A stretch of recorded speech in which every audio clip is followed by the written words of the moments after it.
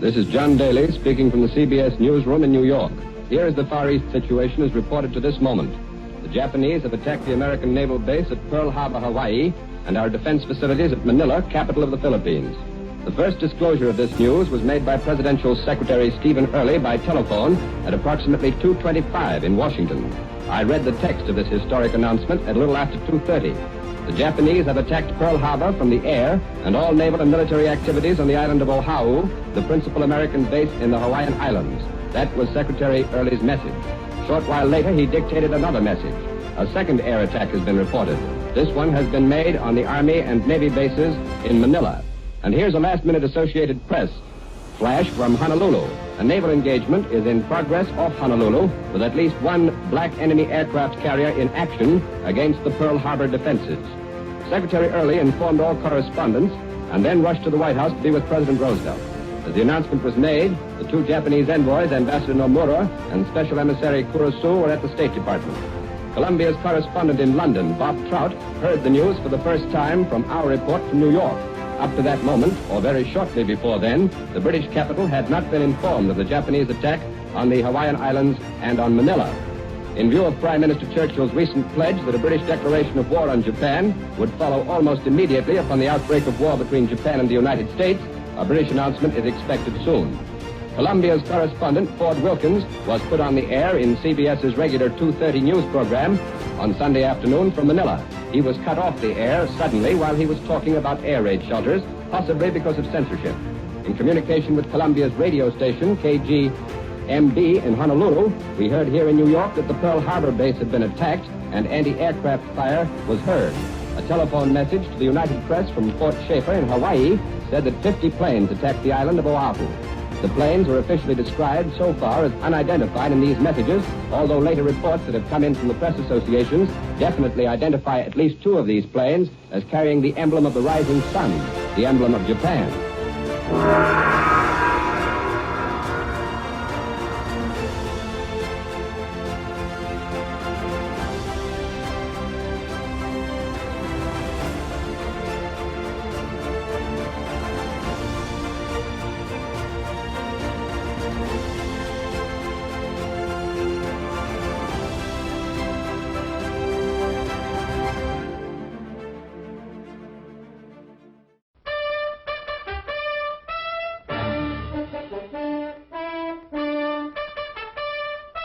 Your commentator is Joe O'Brien.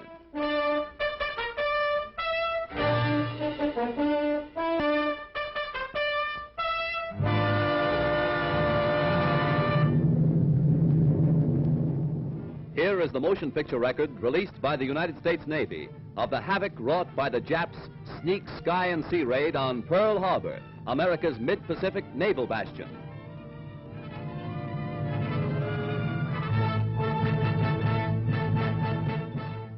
On December 7th, 1941, Japan, like its infamous Axis partners, struck first and declared war afterwards. Costly to our Navy was the loss of war vessels, airplanes, and equipment, but more costly to Japan was the effectiveness of its foul attack in immediately unifying America in its determination to fight and win the war thrust upon it, and to win the peace that will follow.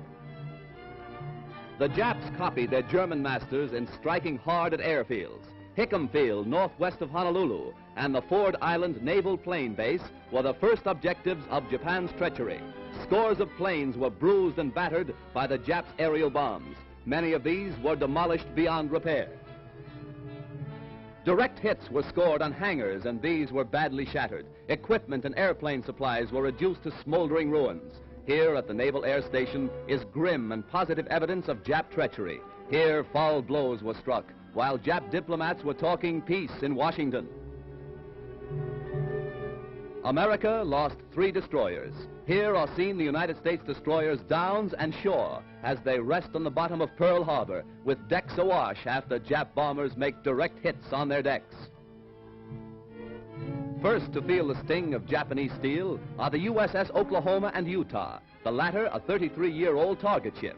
Accurate hits by the enemy bombers make short work of these two naval bulwarks. Now, with their keels practically out of water, they lie helpless wrecks and a sad reminder of cowardly strategy. To make possible a surprise attack within Pearl Harbor, the Japs built two-man submarines to enable them to fire sneak blows within waters that are narrow and tortuous. Several of these surprise weapons were blown from the water by direct hits of our naval gunners. Others were beached and captured. While sky and sea fire was still raging, salvage crews inspected our naval craft to estimate what may be saved. Before the din of bursting bombs had been silenced, preparations were underway to salvage these two warships. At low tide, the huge propeller of the Oklahoma, stilled by the enemy, was high above water. It is believed that the small two-man Jap submarines carrying dual torpedo tubes were responsible for these two losses to our Pacific fleet.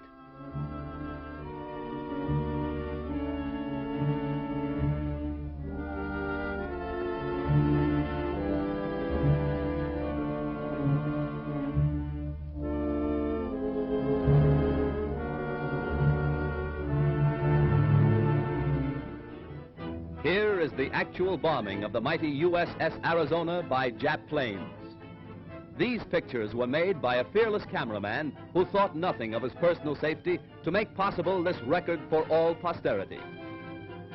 A single lucky hit was responsible for the disaster that befell the Arizona when a Jap bomb falling directly through one of the battleship's funnels exploded in the engine room and set ablaze tons of fuel oil. Dense black smoke billowed to the sky as the massive control tower began to keel over. The Arizona's courageous crew stuck to its guns until the very end. Here was displayed heroism that will live forever in the glorious annals and traditions of the American Navy.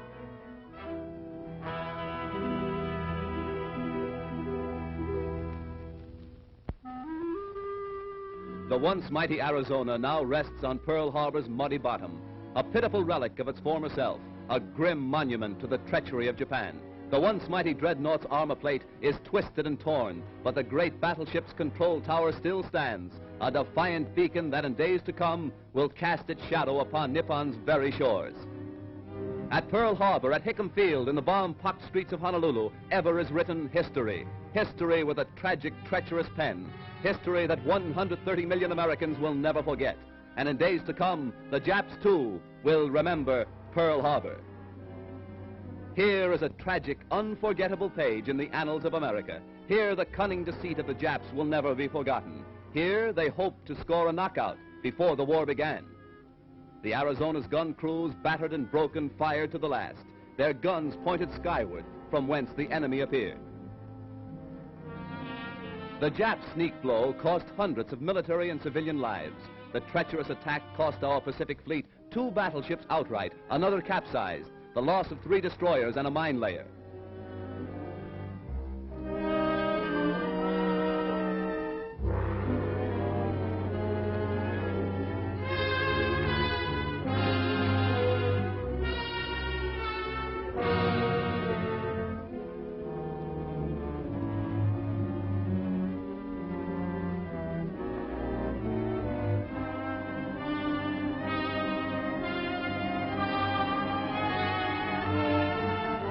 While bombs were still bursting and flames still pouring from our shattered naval craft, a light United States cruiser valiantly moves out to join the fleet and avenge Pearl Harbor.